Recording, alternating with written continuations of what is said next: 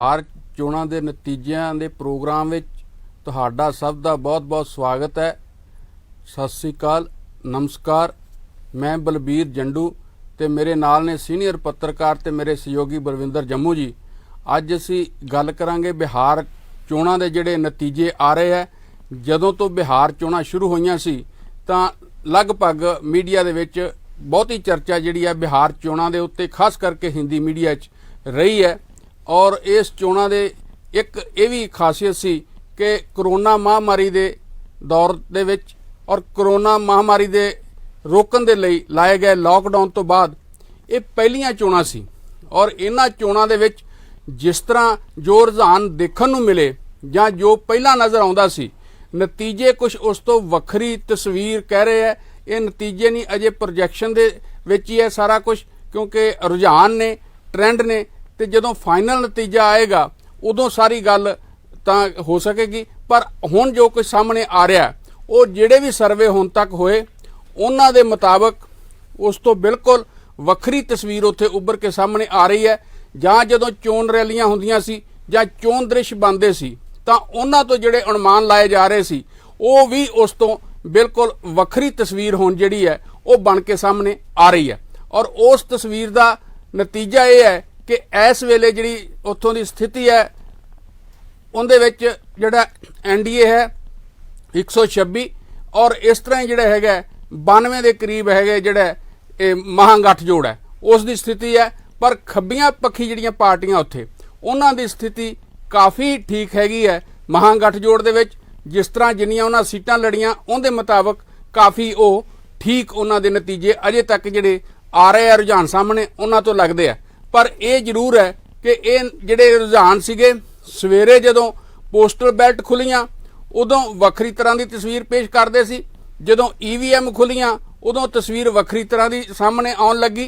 और नाल दी नाल उत्थे ये भी स्पष्ट होण लगा कि जिहड़ी टक्कर है बिहार दे विच वो सीधी दो गठजोड़ां दे विचाले ही हो रही है, होर उस दे विच कोई भी धिर किते नज़र नहीं आ रही। और जिस तरह भारतीय जनता पार्टी की रणनीति सी उनके मुताबक जी लोक जनशक्ति पार्टी ने जिस तरह का उत्ते प्रदर्शन किया जाओ उसका सब तो ज़्यादा नुकसान जिहड़ा जनता दल यू नूं होया। और ये सारी स्थिति जी उत्थे इस वेले हैगी है, इस दे उत्ते असीं हुण चर्चा करांगे। जम्मू जिस तरह सारा हुण तक नतीजे आए है, जिहड़ी रुझान आए है, उन्हां तो तुहानूं की लगदा है कि जो कुछ पहला एक तस्वीर बिहार चोणां दी बन के आ रही सी मीडिया दे विच जां जिहड़े सर्वेखण आ रहे सी ਤਾਂ ਉਹ ਕੁਝ ਹੋਰ ਕਹਿੰਦੇ ਸੀ, ਹੁਣ ਜਿਸ ਤਰ੍ਹਾਂ ਦੀ ਤਸਵੀਰ ਹੈ ਇਸ ਨੂੰ ਤੁਸੀਂ ਕਿਸ ਤਰ੍ਹਾਂ ਦੇਖਦੇ ਹੋ? ਦੇਖੋ, ਜਿਹੜੇ ਇਕੱਠ ਹੋ ਰਹੇ ਸੀਗੇ ਤੇਜਸਵੀ ਯਾਦਵ ਤੇ ਕਨਈਆ ਕੁਮਾਰ ਦੇ ਵੱਡੇ ਇਕੱਠ ਹੁੰਦੇ ਸੀਗੇ, ਭੀੜ ਰਿਸਪੌਂਸਿਵ ਵੀ ਸੀ, ਯੂਥ ਵੱਡੀ ਗਿਣਤੀ ਦੇ ਵਿੱਚ ਉਹਨਾਂ ਇਕੱਠਾਂ ਦੇ ਵਿੱਚ ਸੀਗਾ।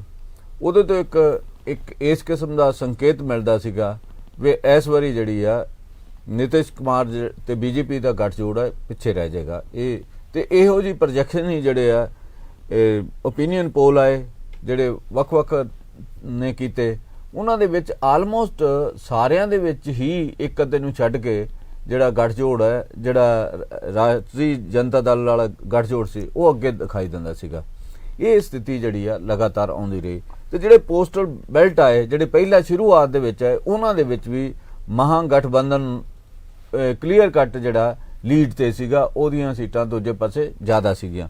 पर जो ही EVM की गिणती शुरू हुई वो जो महागठबंधन हौली हौली हेठां आउंदा गया तो हुण जिहड़ी जाके स्थिति बनी आ उहदे मुताबक ये लगता है भी NDA की जिहड़ी आ उत्थे जिहड़ी सरकार बन जा रही है। जिन्ने क रुझान हुण तक आए आ, जिहड़ियां टोटल जिन्ने नतीजे 243 दे विचों 142 का नतीजा जिहड़ा आ रहा दिखाया जा रहा, उहदे विचों ज़्यादातर जिहड़े आ नतीजे जिहड़े आ वो जिहड़ा NDA दे पक्ष दे विच जा रहे थे। BJP जिहड़ी वड्डी पार्टी वजों उभरी है, मतलब BJP जिहड़ी LPG का जिहड़ा इस गठजोड़ चों बाहर जाना उहदे पिछे जिहड़ा हुण तक जिहड़ी चर्चा रही है भी उहदे पिछे कोई BJP की कहानी है जां कोई इस किस्म के संकेत हैगे, मतलब इस किस्म की चर्चा रही है।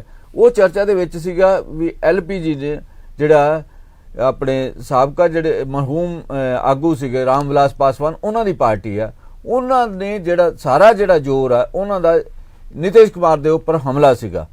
ਵੀ ਇਹਨੂੰ ਵੋਟ ਨਹੀਂ ਪਾਉਣੀ। ਨਹੀਂ ਵੈਸੇ ਵੀ ਜੰਮੂ ਜੀ ਜਿਹੜੇ ਸੀਗੇ ਚਿਰਾਗ ਪਾਸਵਾਨ ਉਹ ਕਹਿੰਦੇ ਸੀ ਮੈਂ ਤਾਂ ਪ੍ਰਧਾਨ ਮੰਤਰੀ ਨਰਿੰਦਰ ਮੋਦੀ ਹੁਣਾਂ ਦਾ ਹਨੂਮਾਨ ਹੈ। ਉਹ ਇਹ ਵੀ ਬਿਲਕੁਲ ਬਿਲਕੁਲ ਉਹ ਕਹਿੰਦੇ ਰਹੇ ਵੀ ਮੈਂ ਉਹਨਾਂ ਦਾ ਹਨੂਮਾਨ ਹਾਂ। ਤੇ ਮਤਲਬ ਇਹਦੇ ਤੋਂ ਲੱਗਦਾ ਸੀਗਾ ਕਿ ਇੱਕ ਰਣਨੀਤੀ ਹੈ ਵੀ ਬੀਜੇਪੀ ਇਹਨਾਂ ਚੋਣਾਂ ਦੇ ਵਿੱਚ ਅੱਗੇ ਨਿਕਲਣਾ ਚਾਹੁੰਦੀ ਹੈ। ਅੱਗੇ ਨਿਕਲਣ ਦੀ ਜਿਹੜੀ ਰਣਨੀਤੀ ਆ ਉਹਦੇ ਵਿੱਚ ਜਿਹੜਾ ਤਾਂ ਹੀ ਮਤਲਬ ਜੇ ਨਿਤਿਸ਼ ਕੁਮਾਰ ਪਿੱਛੇ ਰਵੇ। ਇੱਕ ਇਸ ਤਰੀਕੇ ਦੀ ਜਿਹੜੀ ਯੋਜਨਾਬੰਦੀ ਦੇ ਤਹਿਤ ਕੁਝ ਨਾ ਕੁਝ ਹੋਇਆ, ਪਰਦੇ ਦੇ ਪਿੱਛੇ ਕੋਈ ਗੱਲਾਂ ਜਿਸ ਤਰ੍ਹਾਂ ਉੱਥੇ ਦੇਖਦੇ ਆ ਕਿ ਖੱਬੀਆਂ ਪਾਰਟੀਆਂ ਜਿਵੇਂ CPI ML CPM CPI ਇਹਨਾਂ ਨੇ ਲਗਭਗ ਮੇਰਾ ਖਿਆਲ 25 ਦੇ ਕਰੀਬ ਸੀਟਾਂ ਜਿਹੜੀਆਂ ਲੜੀਆਂ ਸੀ ਤੇ ਉਹਨਾਂ ਦਾ ਪ੍ਰਦਰਸ਼ਨ ਉਹ ਸਾਰੇ ਚ ਹੁਣ ਤੱਕ ਦੇ ਜਿਹੜੇ ਰੁਝਾਨ ਹੈ ਕਾਫੀ ਠੀਕ ਲੱਗ ਰਿਹਾ। ਇਹਨਾਂ ਦੀ ਮੇਰੇ ਖਿਆਲ 27 ਸੀਟਾਂ ਸੀ, 17 ਸੀਟਾਂ ML ਕੋਲ ਸੀਗੀਆਂ, 6 ਸੀਟਾਂ CPI ਕੋਲ ਤੇ 4 ਸੀਟਾਂ CPM ਕੋਲ ਸੀਗੀਆਂ। ਅਜੇ ਮਤਲਬ ਉਸ ਕਿਸਮ ਦਾ ਰਿਜ਼ਲਟ ਕੋਈ ਡਿਕਲੇਅਰ ਨਹੀਂ ਹੋਇਆ। ਜਿਹੜੇ ਨਤੀਜੇ ਇਹਨਾਂ ਦੇ ਰੁਝਾਨ ਜਿਹੜੇ ਆ ਰਹੇ ਇਹਨਾਂ ਦੇ ਵਿੱਚ ਬਹੁਤ ਵੱਡਾ ਅੰਤਰ ਅਜੇ ਸਥਾਪਿਤ ਨਹੀਂ ਹੋਇਆ। ਇਸ ਕਰਕੇ ਇਹਨਾਂ ਨਤੀਜਿਆਂ ਦੇ ਬਾਰੇ ਅਜੇ ਵੀ ਮੈਂ ਸਮਝਦਾ ਕਿ ਸਾਨੂੰ ਕੁਝ ਸਮਾਂ ਉਡੀਕ ਕਰਨੀ ਚਾਹੀਦੀ ਹੈ, ਉਡੀਕ ਕੇ ਹੀ ਕੋਈ ਨਤੀਜੇ ਤੇ ਪਹੁੰਚਣਾ ਚਾਹੀਦਾ। ਜਦੋਂ ਰਿਜ਼ਲਟ ਨਿਕਲਣੇ ਸ਼ੁਰੂ ਹੋ ਜਾਣਗੇ ਉਹ ਤੋਂ ਜਾ ਕੇ ਅੱਗੇ ਜਿਹੜੀ ਗੱਲ ਸ਼ੁਰੂ ਕਰਨੀ ਚਾਹੀਦੀ। ਇਹ ਵੀ ਕਿਹਾ ਜਾਂਦਾ ਹੈ ਕਿ ਅਜੇ ਸ਼ਾਇਦ ਜਿਹੜੇ ਦਿਹਾਤੀ ਖੇਤਰ ਦੀਆਂ EVM ਹੈ ਕਈ ਥਾਵਾਂ ਤੇ ਅਜੇ ਉਹਨਾਂ ਦੀ ਗਿਣਤੀ ਹੋਣੀ ਹੈ। ਮੇਰੇ ਖਿਆਲ ਗਿਣਤੀ ਜਿਹੜੀ ਹੈ ਨਾ ਇੱਕ ਸੀਟ ਤੇ ਤਾਂ ਅਜੇ ਸ਼ੁਰੂ ਨਹੀਂ ਹੋਈ, ਅਦਰਵਾਈਜ਼ ਜਿਹੜੀ ਆ ਸਾਰੀਆਂ ਸੀਟਾਂ ਦੇ ਉਹ ਜਿਹੜੀ ਆ ਉਹ ਸ਼ੁਰੂ ਹੋ ਚੁੱਕੀ ਆ। ਮਤਲਬ ਦਿਹਾਤੀ ਵੀ ਨਾਲੋਂ ਨਾਲ ਹੀ ਆਉਣੇ ਆ, ਉਹ ਰਾਉਂਡ ਬਣ ਜਾਂਦੇ ਆ ਵੀ। ਹਾਂਜੀ ਉਹਦੇ ਚ ਇਹ ਹੋ ਸਕਦਾ ਵੀ ਜਿਹੜਾ ਸ਼ਹਿਰੀ ਅਰਧ ਸ਼ਹਿਰੀ ਇਸ ਤਰੀਕੇ ਦਾ, ਤੇ ਪਿੰਡਾਂ ਦੇ ਵਿੱਚ ਵੀ ਜਿਹੜੀਆਂ ਪਿੰਡੂ ਸੀਟਾਂ ਨੇ ਉਹਨਾਂ ਦੇ ਵੀ ਗਿਣਤੀ ਸ਼ੁਰੂ ਹੋ ਚੁੱਕੀ ਆ। ਇਹ ਨਹੀਂ ਕਿ ਪਿੰਡਾਂ ਦੀਆਂ ਸੀਟਾਂ ਦੇ ਨਹੀਂ। ਅਜੇ ਮੇਰਾ ਖਿਆਲ 6 ਰਾਉਂਡ ਦੀ ਗਿਣਤੀ ਜਿਹੜੀ ਆ 7 ਦੀ ਹੋਈ ਹੋਏਗੀ, ਇੰਨੇ ਹੀ ਰਾਉਂਡ ਬਾਕੀ ਆ। ਇਸ ਕਰਕੇ ਸਾਨੂੰ ਜਿਹੜਾ ਫਾਈਨਲ ਟੈਲੀ ਲਈ ਅਜੇ ਇੰਤਜ਼ਾਰ ਕਰਨ ਦੀ ਲੋੜ ਹੈਗੀ ਆ। ਨਤੀਜੇ ਜਿਹੜੇ ਆ ਅਜੇ ਟਾਈਮ ਲੱਗ ਜਾਏਗਾ ਇਹਨਾਂ ਨੂੰ ਆਉਣ ਦੇ, ਪਰ ਜਿਹੜਾ ਮੋਟਾ ਜਿਹਾ ਰੁਝਾਨ ਬਣਦਾ ਉਹ NDA ਵੱਲ ਨੂੰ ਇਸ਼ਾਰਾ ਕਰਦਾ ਵੀ NDA ਇਹ ਚੋਣ ਲਿਜਾ ਸਕਦਾ ਹੈ।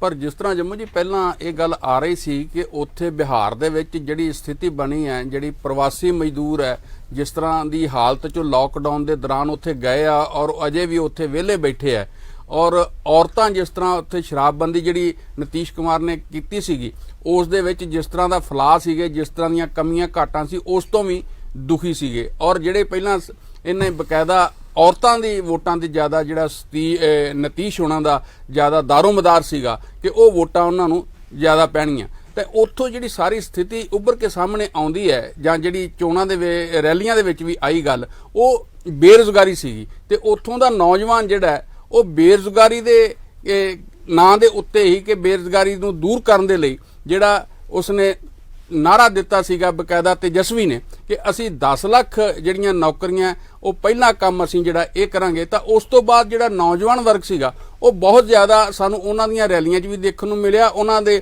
ਵਿੱਚ ਉਤਸ਼ਾਹ ਵੀ ਸੀ ਤੇ ਉਹ ਚਾਹੁੰਦੇ ਵੀ ਸੀਗੇ ਕਿ ਜਿਹੜੀ ਤੇਜਸਵੀ ਹੈ ਇਹ ਅੱਗੇ ਆਵੇ ਤਾਂ ਜੋ ਅਸੀਂ ਜਿਹੜੇ ਪਹਿਲੇ ਲੋਕ ਜਿਹੜੀਆਂ ਪਾਰਟੀਆਂ ਸੀਗੀਆਂ ਉਹਨਾਂ ਵੱਲੋਂ ਜਿਹੜੇ ਵਾਅਦੇ ਕੀਤੇ ਜਾਂਦੇ ਸੀ ਉਹ ਤਾਂ ਅਸੀਂ ਬਹੁਤ ਵਾਰੀ ਵੇਖ ਲਏ, ਪਰ ਇਹ ਜ਼ਰੂਰ ਇਸ ਵਾਰ ਦੇਖਿਆ ਜਾਵੇ। ਤਾਂ ਉਸ ਤੋਂ ਗੱਲ ਵੀ ਸਾਰੀ ਜਿਹੜੀ ਨਿਕਲ ਕੇ ਸਾਹਮਣੇ ਆ ਰਹੀ ਸੀ ਉਹ ਇਹ ਸੀਗੀ ਕਿ ਬੇਰੁਜ਼ਗਾਰੀ ਜਿਹੜੀ ਹੈ ਉੱਥੇ ਮੁੱਖ ਮੁੱਦਾ ਬਣਿਆ, ਜਾਂ ਜਿਹੜੇ ਹੜ੍ਹ ਪੀੜਤ ਸੀਗੇ ਜਾਂ ਪ੍ਰਵਾਸੀ ਮਜ਼ਦੂਰ ਸੀ ਜਾਂ ਕਿਸਾਨ ਜਿਹੜੇ ਜਿਸ ਤਰ੍ਹਾਂ ਅੰਦੋਲਨ ਦੇ ਵਿੱਚ ਹੈ ਉਹ ਜਿਹੜੇ ਉੱਥੋਂ ਦੁਖੀ ਸੀਗੇ, ਉਹਨਾਂ ਤੋਂ ਖੇਤ ਮਜ਼ਦੂਰਾਂ ਦੀ ਹਾਲਤ ਉੱਥੇ ਮਾੜੀ ਹੈ ਉਹ ਵੀ ਨਾਰਾਜ਼ ਸੀ। ਪਰ ਜੋ ਹੁਣ ਤਸਵੀਰ ਉੱਭਰ ਕੇ ਆ ਰਹੀ ਹੈ ਉਹ ਉਸ ਤੋਂ ਬਿਲਕੁਲ ਵੱਖਰੀ ਹੈ।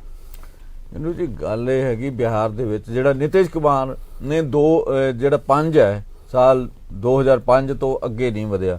ਉਹਨੇ ਕਿਹਾ ਵੀ 5 ਦੇ ਵਿੱਚ ਵਾਕਈ ਬਿਹਾਰ ਦੇ ਵਿੱਚ ਜਿਹੜਾ ਇੱਕ ਤਰੀਕੇ ਨਾਲ ਬਹੁਤ ਗੁੰਡਾਗਰਦੀ ਸੀਗੀ, ਦਿਨੇ ਜੰਗਲ ਰਾਜ, ਮਤਲਬ ਜੰਗਲ ਰਾਜ ਦੇ ਵਿੱਚ ਵੀ ਤਾਂ ਕੋਈ ਨਿਯਮ ਹੁੰਦੇ ਆ।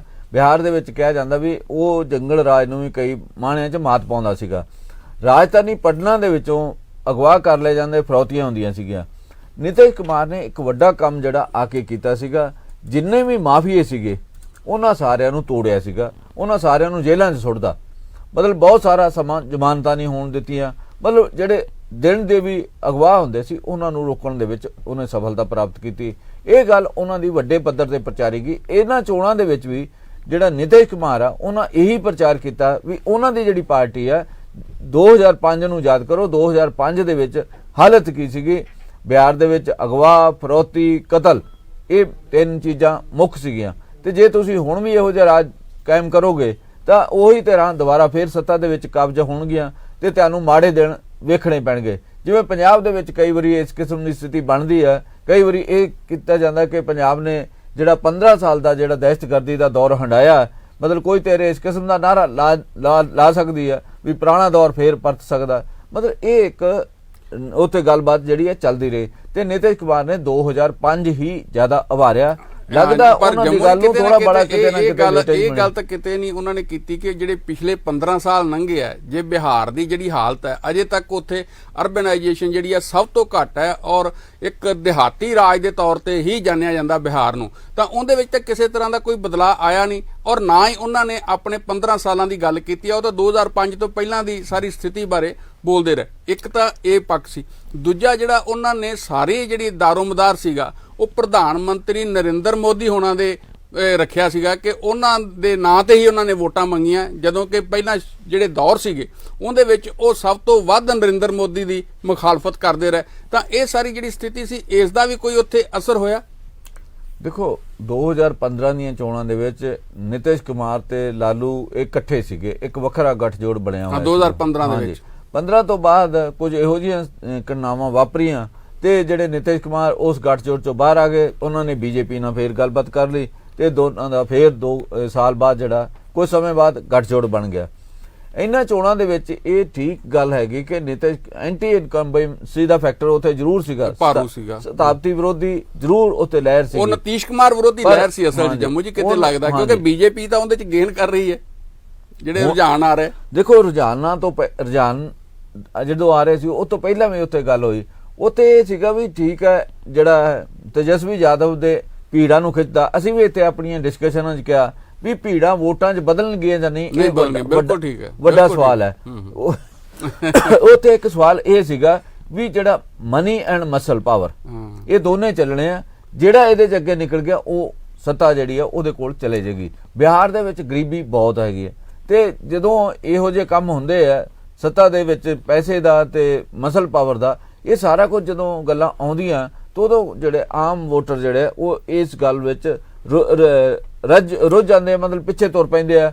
ਮਤਲਬ ਉਹ ਲੌਂਗ ਰਨ ਦਾ ਨਹੀਂ ਦੇਖਦੇ ਵੀ ਲੰਮੇ ਜੰਮੂ ਜੀ ਉੱਥੇ ਜਿਹੜੀ ਹੁਣ ਸਥਿਤੀ ਸੀਗੀ ਜਿਹਦੇ ਬਾਰੇ ਅਕਸਰ ਮੀਡੀਆ 'ਚ ਵੀ ਆਉਂਦਾ ਰਿਹਾ ਔਰ ਉੱਥੇ ਜੋ ਕੁਝ ਜਿਸ ਤਰ੍ਹਾਂ ਦਾ ਸਾਹਮਣੇ ਆ ਰਿਹਾ ਸੀ ਦ੍ਰਿਸ਼, ਉਹਦੇ ਵਿੱਚ ਵੀ ਇਹ ਨਜ਼ਰ ਆਉਂਦਾ ਸੀਗਾ ਕਿ ਜਿਸ ਤਰ੍ਹਾਂ ਜਿਹੜੀ ਆਰਜੇਡੀ ਹੈ ਉਸ ਦਾ ਜਿਹੜਾ ਇੱਕ ਜਿਹੜੀ ਸੋਸ਼ਲ ਇੰਜੀਨੀਅਰਿੰਗ ਹੈ ਮੁਸਲਮਾਨ ਪਲੱਸ ਯਾਦਵ, ਤੇ ਉਹਦੇ ਵਿੱਚ ਇਹ ਕਿਹਾ ਜਾਂਦਾ ਸੀਗਾ ਕਿ ਇਸ ਵਾਰ ਤੇਜਸਵੀ ਦੇ ਅੱਗੇ ਆਉਣ ਦੇ ਨਾਲ ਜਿਹੜਾ ਯੂਥ ਹੈ, ਜਿਹੜਾ ਨੌਜਵਾਨ ਹੈ, ਉਹ ਵੱਡੀ ਗਿਣਤੀ 'ਚ ਨਾਲ ਜੁੜਿਆ ਹੈ ਤੇ ਉਹ ਆਪਣੇ ਜਿਹੜੇ ਪਹਿਲਾਂ ਉੱਥੇ ਇੱਕ ਅਸਰ ਹੁੰਦਾ ਸੀ ਜਾਤੀਵਾਦ ਦਾ ਕਿ ਉਹ ਆਪਣੇ ਬਜ਼ੁਰਗਾਂ ਤੋਂ ਹਟ ਕੇ ਤਾਂ ਉਹ ਪਾਰਟੀਆਂ ਨਾਲ ਖੜ ਰਿਹਾ ਜਿਹੜਾ ਨੌਜਵਾਨ ਹੈ ਉੱਥੇ, ਤਾਂ ਉਹਦੇ ਨਾਲ ਜਿਹੜੀ ਸਥਿਤੀ ਹੈਗੀ ਹੈ ਉਹ ਉੱਥੇ ਸੋਸ਼ਲ ਜਿਹੜੀ ਇੰਜੀਨੀਅਰਿੰਗ ਹੈ ਉਹ ਥੋੜੀ ਜੀ ਜਾਤਵਾਦ ਤੋਂ ਵੀ ਉੱਪਰ ਉੱਠ ਸਕਦੀ ਹੈ, ਜਿਹੜੀ ਗੱਲ ਪਹਿਲਾਂ ਆਉਂਦੀ ਸੀ। ਪਰ ਹੁਣ ਦੇਖ ਕੇ ਇਹ ਲੱਗਦਾ ਹੈ ਕਿ ਜਿਹੜਾ ਉਹ ਕੰਬੀਨੇਸ਼ਨ ਹੈ ਮੁਸਲਮਾਨ ਪਲੱਸ ਯਾਦਵ ਪਲੱਸ ਜਿਹੜਾ ਨੌਜਵਾਨ ਹੈ ਕਿ ਇਹ ਕਿਤੇ ਉਸ ਤਰ੍ਹਾਂ ਇਹਨੇ ਥੱਲੇ ਕੰਮ ਨਹੀਂ ਕੀਤਾ, ਇਹ ਵੋਟਾਂ 'ਚ ਨਹੀਂ ਬਦਲਿਆ, ਉੱਤੇ ਜ਼ਰੂਰ ਨਜ਼ਰ ਆਉਂਦਾ ਰਿਹਾ।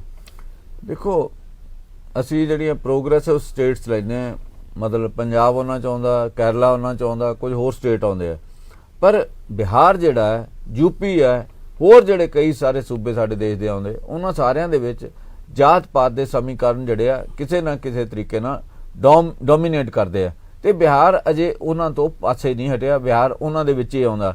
ਇਹ ਠੀਕ ਹੈ ਬਿਹਾਰ ਪਹਿਲਾਂ ਦੇ ਮੁਕਾਬਲੇ ਕਹਿੰਦੇ ਘੱਟ ਸੀ। ਨਹੀਂ, ਪਹਿਲਾਂ ਦੇ ਮੁਕਾਬਲੇ ਤਾਂ ਜਦੋਂ ਦੇਖੋ 15 ਸਾਲ ਨਿਕਲ ਗਏ, ਜਦੋਂ ਵੀ ਸਮਾਂ ਨਿਕਲਦਾ ਹੌਲੀ ਹੌਲੀ ਕੋਈ ਨਾ ਕੋਈ ਫਰਕ ਤਾਂ ਪੈਂਦਾ ਹੈ, ਪਰ ਇਹ ਫਰਕ ਇੰਨਾ ਨਹੀਂ ਸੀਗਾ ਕਿ ਜਿਹੜਾ ਇਹਨੂੰ ਨਤੀਜਿਆਂ ਨੂੰ ਇਸ ਕਦਰ ਪ੍ਰਭਾਵਿਤ ਕਰ ਲੈਂਦਾ। ਇਸ ਕਰਕੇ ਅਜੇ ਵੀ ਜਿਹੜੀ ਹੈ ਇਹ ਜਾਤ ਪਾਤ ਦੀ ਜਿਹੜੀ ਰਾਜਨੀਤੀ ਆ, ਦੇਖੋ ਬਿਹਾਰ ਦੇ ਵਿੱਚ ਭੂਮੀ ਸਨਾਵਾਂ ਦੀ ਕਿੰਨਾ ਚਿਰ ਗੱਲ ਹੁੰਦੀ ਰਹੀ, ਇੱਕ ਦੂਜੇ ਨੂੰ ਮਾਰਨ ਦੀ ਕਿੰਨਾ ਚਿਰ ਚੱਲਦਾ ਰਿਹਾ। ਜਿਹੜੇ ਤਾਂ ਜੰਮੂ ਜੀ ਜਿਹੜਾ ਆਪਣੇ ਸੀਗਾ ਮੰਡਲ ਕਮਿਸ਼ਨ ਦੀ ਰਿਪੋਰਟ ਜਿਹੜੀ ਸੀਗੀ ਜਦੋਂ ਉਹ ਲਾਗੂ ਹੋਈ ਹੈ, ਜਿੰਦੇ ਵਿੱਚ OBC ਵਾਲਾ ਮਾਮਲਾ ਆਇਆ, ਉਸ ਤੋਂ ਬਾਅਦ ਹੀ ਉੱਥੇ ਸਨਾਵਾਂ ਵਾਲਾ ਤਾਂ ਦੌਰ ਘਟਿਆ, ਉਸ ਤੋਂ ਪਹਿਲਾਂ ਤਾਂ ਸਾਰਾ ਉਹੀ ਦੌਰ ਸੀਗਾ। ਹਾਂਜੀ ਹਾਂਜੀ। ਸੋ ਬਿਹਾਰ ਕਦੇ ਜਿਹੜਾ ਬਹੁਤ ਪ੍ਰੋਗਰੈਸਿਵ ਸਟੇਟ ਹੁੰਦਾ ਸੀਗਾ, ਮਤਲਬ ਹਿੰਦੁਸਤਾਨ ਦੀ ਜਿਹੜੀ ਪਹਿਲੀ ਯੂਨੀਵਰਸਿਟੀ ਹੈ ਨਾਲੰਦਾ ਉਹ ਬਿਹਾਰ ਦੇ ਵਿੱਚ ਬਣੀ ਸੀ। ਬਿਹਾਰ ਬਹੁਤ ਪੀਸਫੁਲ ਸੀਗਾ। ਫਿਰ ਦੇਸ਼ ਦੀ ਆਜ਼ਾਦੀ ਤੋਂ ਬਾਅਦ ਹੌਲੀ ਹੌਲੀ ਹੌਲੀ ਹੌਲੀ ਐਸਾ ਸਿਸਟਮ ਵਿਗੜਿਆ ਉੱਥੇ ਕਿ ਮਾਫੀਆ ਤੇ ਕੋਲੇ ਦੀਆਂ ਜਿਹੜੀਆਂ ਖਾਣਾਂ ਸੀਗੀਆਂ ਉਹਨਾਂ ਦੇ ਵਿੱਚ ਐਸਾ ਇੱਕ ਮਾਫੀਆ ਸਿਸਟਮ ਬਣ ਗਿਆ ਕਿ ਮਾਫੀਆ ਤੋਂ ਬਿਨਾਂ ਗੱਲ ਅੱਗੇ ਤੁਰਦੀ ਨਹੀਂ ਸੀਗੀ। ਸੋ ਇਹਨੇ ਇੱਕ ਮਾੜਾ ਜਿਹੜਾ ਸਿਸਟਮ ਉੱਥੇ ਬਣਿਆ ਤੇ ਜਿਹੜਾ ਪ੍ਰਬੰਧ ਸੀਗਾ ਉੱਥੋਂ ਦਾ, ਜਿਹੜੇ ਵੈਸੇ ਵੀ ਹੁਕਮਰਾਨ ਸੀਗੇ, ਉਹਨਾਂ ਨੇ ਵੀ ਉਹਨਾਂ ਦੀ ਹਾਂ 'ਚ ਹਾਂ ਮਿਲਾਈ, ਉਹਨਾਂ ਨੂੰ ਲਿਕੁਇਡੇਟ ਕਰਨ ਦੀ, ਤੋੜਨ ਦੀ ਥਾਂ ਤੇ ਉਹਨਾਂ ਦੇ ਨਾਲ ਹੀ ਸਹਿਮਤੀ ਕਰ ਲਈ। ਉਹਦੇ ਨਾਲ ਬਿਹਾਰ ਨੂੰ ਜਿਹੜੇ ਮਾੜੇ ਦਿਨ ਜਿਹੜੇ ਉਹ ਦੇਖਣੇ ਪਏ, ਤੇ ਉਹ ਦਿਨ ਅਜੇ ਤੱਕ ਵੀ ਕੰਟੀਨਿਊ ਕਰਦੇ ਆ। ਭਾਵੇਂ ਕਿ ਨਿਤਿਸ਼ ਕੁਮਾਰ 15 ਸਾਲ ਰਾਜ ਕਰ ਲਿਆ ਤੇ ਸ਼ਾਇਦ 5 ਸਾਲ ਹੋਰ ਅਜੇ ਵੀ ਉਹ ਕਹਿੰਦੇ ਕਿ ਉੱਥੇ ਜੰਮੂ ਦੀ ਜਿਸ ਤਰ੍ਹਾਂ ਵੀ ਜਿਹੜੀਆਂ ਵੀ ਸਰਕਾਰ ਵੱਲੋਂ ਸਹੂਲਤਾਂ ਮਿਲਦੀਆਂ, ਚਾਹੇ ਉਹ ਸਕਾਲਰਸ਼ਿਪ ਦਾ ਮਾਮਲਾ, ਚਾਹੇ ਦੂਸਰੇ ਮਾਮਲੇ ਆ, ਉੱਥੇ ਵੀ ਜਿਹੜੇ ਬੱਚੇ ਆ ਉਹਨਾਂ ਨੂੰ NOC ਉਦੋਂ ਹੀ ਦਿੱਤਾ ਜਾਂਦਾ ਜਦੋਂ ਉਹ ਕੋਈ ਜਿਹੜੇ ਅਧਿਕਾਰੀ ਜਿਹੜੇ ਕੰਸਰਨਡ ਹੈ, ਜਿਹੜਾ ਕੁਝ ਉਹਨਾਂ ਦਾ ਹਿੱਸਾ ਹੈ ਉਹ ਬੰਦਾ ਜਿੰਨੀ ਦੇਰ ਦਿੰਦੇ ਨਹੀਂ ਉਨੀ ਦੇਰ ਉਹਨਾਂ ਨੂੰ ਉਹ ਨਾ ਤਾਂ ਵਜੀਫੇ ਮਿਲਦੇ ਆ, ਨਾ ਜਿਹੜੀਆਂ ਸਹੂਲਤਾਂ ਹੋਰ ਵੱਖ-ਵੱਖ ਵਰਗਾਂ ਨੂੰ ਮਿਲਦੀਆਂ ਉਹ ਉਹਨਾਂ ਤੱਕ ਪਹੁੰਚਦੀਆਂ ਹੈਗੀਆਂ। ਇਹ ਸਥਿਤੀ ਅਜੇ ਵੀ ਉੱਥੇ ਜਿਹੜੀ ਹੈ ਉਹ ਆਮ ਚਰਚਾ 'ਚ ਰਹਿੰਦੀ ਹੈ।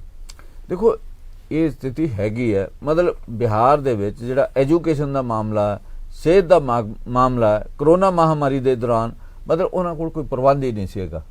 ਹੈਲਥ ਜਿਹੜਾ ਐਜੂਕੇਸ਼ਨ ਦਾ ਉਹਦੇ ਵਿੱਚ ਵੀ ਸੁਧਾਰ ਨਹੀਂ ਹੋਏ ਜਿੰਨੇ ਕਿ ਹੋਣੇ ਚਾਹੀਦੇ ਸੀਗੇ। ਉਹਦੇ ਕਰਕੇ ਸੁਧਾਰ ਨਾ ਹੋਣ ਕਰਕੇ, ਐਜੂਕੇਸ਼ਨ ਹੇਠਲੇ ਪੱਧਰ ਤੇ ਨਾ ਜਾਣ ਕਰਕੇ ਮਤਲਬ ਲੋਕਾਂ ਦੇ ਵਿੱਚ ਅਜੇ ਵੀ ਕਾਫੀ ਅਗਿਆਨਤਾ ਜਿਹੜੀ ਆ ਉਹ ਹੈਗੀ ਆ। ਤੇ ਹੇਠਲੇ ਜਿਹੜੇ ਲੋਕ ਆ, ਜਿਹੜੇ ਹੇਠਲੀ ਪੀੜ੍ਹੀ ਦੇ ਸਭ ਤੋਂ ਹੇਠਲੇ ਡੱਡੇ ਤੇ ਆ, ਉਹਨਾਂ ਦੀ ਹਾਲਤ ਜਿਹੜੀ ਕੋਈ ਬਿਹਤਰ ਨਹੀਂ ਗੀ। ਬਿਹਾਰ ਦੇ ਵਿੱਚ ਕੁਪੋਸ਼ਣ ਦਾ ਮਾਮਲਾ, ਬਹੁਤ ਸਾਰੇ ਇਸ ਕਿਸਮ ਦੇ ਮਾਮਲੇ ਆ ਜਿਹੜੇ ਇਹਨਾਂ ਚੋਣਾਂ ਨੂੰ ਪ੍ਰਭਾਵਿਤ ਕਰਦੇ ਆ। ਜਿਹੜਾ ਮਤਲਬ ਚੋਣਾਂ ਦੇ ਵਿੱਚ ਪਾਪੂਲਰ ਨਾਅਰੇ ਲਾਉਂਦਾ ਜਾਂ ਕੁਝ ਚੋਣਾਂ ਦੇ ਦੌਰਾਨ ਪੈਸਾ ਵੰਡਦਾ ਜਾਂ ਕੋਈ ਹੋਰ ਇਸ ਕਿਸਮ ਦੀਆਂ ਗੱਲਾਂ ਕਰਦਾ, ਮਤਲਬ ਜਿਹਦੇ ਨਾਲ ਵੋਟਰ ਜਿਹੜਾ ਪ੍ਰਭਾਵਿਤ ਹੁੰਦਾ। ਇਹਦੇ ਨਾਲ ਜੇ ਪ੍ਰਭਾਵਿਤ ਹੁੰਦਾ ਤਾਂ ਫਿਰ NDA ਨੂੰ ਤਾਂ ਵੋਟਾਂ ਨਹੀਂ ਸੀ ਪੈਣੀਆਂ ਚਾਹੀਦੀਆਂ ਇੰਨੀਆਂ ਜਿੰਨੀਆਂ ਪੈ ਗਈਆਂ। ਨਹੀਂ, ਦੇਖੋ ਜਿਹੜਾ ਤੇਜਸਵੀ ਯਾਦਵ ਜਿਵੇਂ ਤਿਆਰੀ ਕਰਨੀ ਚਾਹੀਦੀ ਸੀਗੀ, ਜਿਵੇਂ ਪਹਿਲਾਂ ਤੋਂ 6 ਮਹੀਨੇ ਦੇਖੋ ਤੇਜਸਵੀ ਯਾਦਵ ਦੀ ਅਗਵਾਈ 'ਚ ਗੱਠਜੋੜ ਕਦੋਂ ਬਣਿਆ, ਚੋਣਾਂ ਅਨਾਉਂਸ ਹੋ ਗਈਆਂ, ਉਹ ਤੋਂ ਬਾਅਦ ਇਧਰ ਗੱਲਬਾਤ ਸ਼ੁਰੂ ਹੋਈ, ਉਹ ਤੋਂ ਬਾਅਦ ਗੱਠਜੋੜ ਬਣਿਆ। ਗੱਠਜੋੜ ਪਹਿਲਾਂ ਕਰੋਨਾ ਮਹਾਮਾਰੀ ਸੀ ਤੇ ਇਸ ਕਰਕੇ ਜਿਹੜੀ ਹੇਠਲੇ ਪੱਧਰ ਤੇ ਮੁਹਿੰਮ ਚੱਲ ਰਹੀ ਸੀ ਉਹ ਨਹੀਂ ਚੱਲੀ। ਮਤਲਬ ਚੋਣਾਂ ਦੇ ਵਿੱਚ ਇਹ ਕੇਵਲ 20 ਦਿਨ ਹੁੰਦੇ ਆ। 20 ਦਿਨਾਂ ਦੇ ਵਿੱਚ ਇੱਕ ਹਲਕੇ ਦੇ ਵਿੱਚ ਤੁਸੀਂ ਤਕਰੀਬਨ ਸਾਡੇ ਇੱਥੇ 300-400 ਪਿੰਡ ਹੁੰਦਾ, ਉੱਥੇ ਵੀ ਇਹੀ ਪਿੰਡਾਂ ਦੀ ਗਿਣਤੀ ਹੈ। ਉਹਨਾਂ ਤੱਕ ਪਹੁੰਚਣਾ ਇੱਕ ਉਮੀਦਵਾਰ ਲਈ ਮਤਲਬ ਤੁਸੀਂ ਲਾ ਲਓ ਵੀ ਉਹ ਕਿੰਨੇ ਪਿੰਡਾਂ 'ਚ ਰੋਜ਼ ਜਾਵੇ। ਇਸ ਕਰਕੇ ਇਹਦੇ ਮੁਕਾਬਲੇ ਜਿਹੜਾ ਨਿਤਿਸ਼ ਕੁਮਾਰ ਦੀ ਸਰਕਾਰ ਸੀਗੀ, BJP ਉੱਪਰ ਕੇਂਦਰ ਦੇ ਵਿੱਚ ਸਰਕਾਰ ਸੀਗੀ, ਉਹਨਾਂ ਦਾ ਦੋਵਾਂ ਦਾ ਮਿਲ ਕੇ ਇੱਕ ਪ੍ਰਭਾਵ ਜ਼ਰੂਰ ਸੀਗਾ ਉੱਥੇ ਸਰਕਾਰ ਇਹ ਲੱਗਦਾ ਜੰਮੂ ਜੀ ਜਿਸ ਤਰ੍ਹਾਂ ਨਰਿੰਦਰ ਮੋਦੀ ਹੁਣੀ ਕਹਿੰਦੇ ਸੀ ਕਿ ਡਬਲ ਇੰਜਨ ਦੀ ਸ਼ਕਤੀ ਕਰਕੇ ਸਾਰਾ ਵਾਪਰ ਗਿਆ। ਦੇਖੋ ਇਹਦੇ ਬਾਰੇ ਤਾਂ ਜਿਹੜੇ ਕਈ ਤੱਥ ਆਉਣਗੇ ਵੀ ਇਸ ਗੱਲ ਦਾ ਤਾਂ ਨਿਰਣਾ ਹੋਣਾ ਚਾਹੀਦਾ ਨਾ ਵੀ ਸਭ ਤੋਂ ਵੱਡੇ ਇਕੱਠ ਜਿਹੜੇ ਆ ਉਹ ਤੇਜਸਵੀ ਯਾਦਵ ਦੇ ਹੁੰਦੇ ਸੀਗੇ। ਤੇ ਅਸੀਂ ਇਹ ਵਾਰ-ਵਾਰ ਕਹਿੰਦੇ ਰਹੇ ਵੀ ਇਹ ਇਕੱਠ ਠੀਕ ਨੇ, ਆਪਣੀ ਥਾਂ ਦੇ ਉੱਪਰ ਵੱਡੇ ਹੋ ਰਹੇ ਆ, ਲੋਕ ਰਿਸਪੌਂਸਿਵ ਨੇ, ਇਹ ਵੋਟਾਂ 'ਚ ਤਬਦੀਲ ਹੋਣਗੇ ਜਾਂ ਨਹੀਂ ਹੋਣਗੇ ਇਹ ਸਵਾਲ ਸੀਗਾ।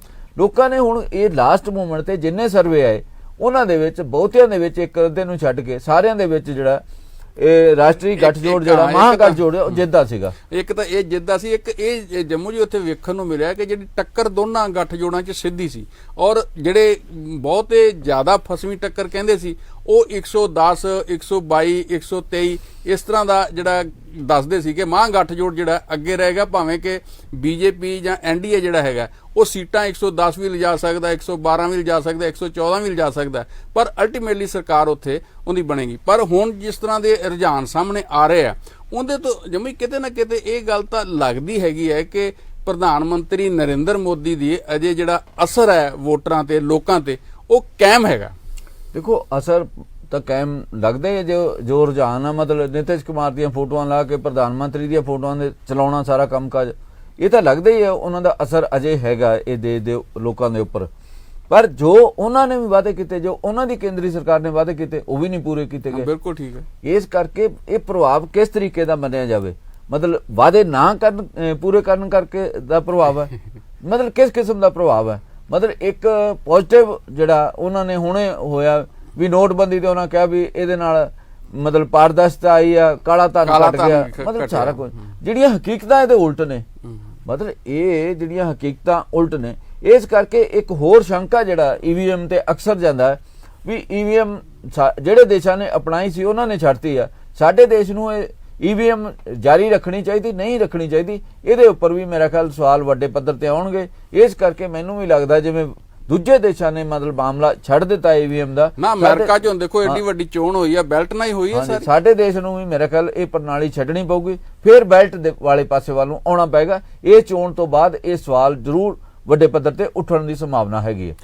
ਤੇ ਜੰਮੂ ਜੀ ਇਹ ਵੈਸੇ ਜਿਸ ਤਰ੍ਹਾਂ ਅਸੀਂ ਸਾਰਾ ਦੇਖਿਆ ਹੈਗਾ ਔਰ ਅਜੇ ਜਿਸ ਤਰ੍ਹਾਂ ਰੁਝਾਨ ਆ ਰਹੇ ਆ ਨਤੀਜੇ ਆਉਣ ਤੱਕ ਅਸੀਂ ਇਹ ਸਾਰਾ ਦੇਖਦੇ ਹਾਂ ਕਿ ਸਾਰੀ ਤਸਵੀਰ ਉੱਥੇ ਕੀ ਬਣ ਕੇ ਉੱਭਰਦੀ ਹੈ, ਕਿਉਂਕਿ ਕਈ ਵਾਰ ਇਹ ਹੁੰਦਾ ਹੈ ਕਿ ਰੁਝਾਨ ਕੁਝ ਆ ਰਹੇ ਹੁੰਦੇ ਆ ਤੇ ਜਦੋਂ ਅੰਤਮ ਨਤੀਜੇ ਆਉਂਦੇ ਆ ਉਦੋਂ ਤਸਵੀਰ ਬਦਲ ਜਾਂਦੀ ਹੈ। ਇਹ ਕਈ ਵਾਰੀ ਅਸੀਂ ਪਿਛਲੇ ਇਲੈਕਸ਼ਨਾਂ 'ਚ ਦੇਖਦੇ ਵੀ ਰਹੇ ਆ। ਇੱਕ ਵਾਰ ਤਾਂ ਬਿਲਕੁਲ ਹੀ ਜਿਹੜਾ ਉਲਟ ਗਿਆ ਸੀ ਸਾਰਾ ਕੁਝ, ਜਿਵੇਂ ਸਰਵੇਖਣਾਂ ਦਾ ਇੱਥੇ ਵੀ ਰੁਝਾਨ ਉਸ ਤਰ੍ਹਾਂ ਦੇਖਣ ਨੂੰ ਮਿਲਦੇ ਆ। ਪਰ ਕਈ ਵਾਰੀ ਜਿਹੜੇ ਸਰਵੇਖਣ ਹੈ ਉਹ ਜਿਹੜੇ ਬਹੁਤੇ ਸਰਵੇਖਣਾਂ ਦੀ ਜਿਹੜੀ ਸੀਗੀ ਰਾਏ ਉਹ ਸੀਗੀ ਕਿ ਜਿਹੜਾ ਮਹਾਗਠਜੋੜ ਅੱਗੇ ਜਾਏਗਾ, ਔਰ ਅਜੇ ਤੱਕ ਵੀ ਇਹੀ ਜਿਹੜੇ ਹੈ ਬਾਕੀ ਥਾਵਾਂ ਤੇ ਜਿਹੜੀ ਚਰਚਾ ਹੋ ਰਹੀ ਆ ਉਹਦੇ 'ਚ ਵੀ ਇਹ ਗੱਲ ਸਾਹਮਣੇ ਆ ਰਹੀ ਹੈ। ਜਾਂ ਜਿਹੜੇ ਉੱਥੇ ਪੱਤਰਕਾਰਾਂ ਨੇ ਬਕਾਇਦਾ ਜਾ ਕੇ ਦਿਹਾਤੀ ਖੇਤਰ ਦੇ ਵਿੱਚ ਦੌਰਾ ਕੀਤਾ ਹੈ, ਲੋਕਾਂ ਨਾਲ ਮਿਲੇ ਆ, ਤਾਂ ਉਹ ਸਾਰਿਆਂ ਦਾ ਇੱਕ ਵੱਖਰੀ ਕਿਸਮ ਦੀ ਪਹੁੰਚ ਹੈ, ਵੱਖਰੀ ਕਿਸਮ ਦੀ ਸੋਚ ਹੈ। ਹੁਣ ਜਦੋਂ ਨਤੀਜੇ ਸਾਰੇ ਸਾਹਮਣੇ ਆਉਣਗੇ ਤਾਂ ਉਸੋਂ ਅਸੀਂ ਦੁਬਾਰਾ ਫਿਰ ਤੁਹਾਡੇ ਨਾਲ ਜੁੜਾਂਗੇ ਔਰ ਜੋ ਉੱਥੇ ਨਤੀਜੇ ਆਉਣਗੇ ਉਸ ਦੇ ਉੱਤੇ ਚਰਚਾ ਕਰਾਂਗੇ। ਧੰਨਵਾਦ।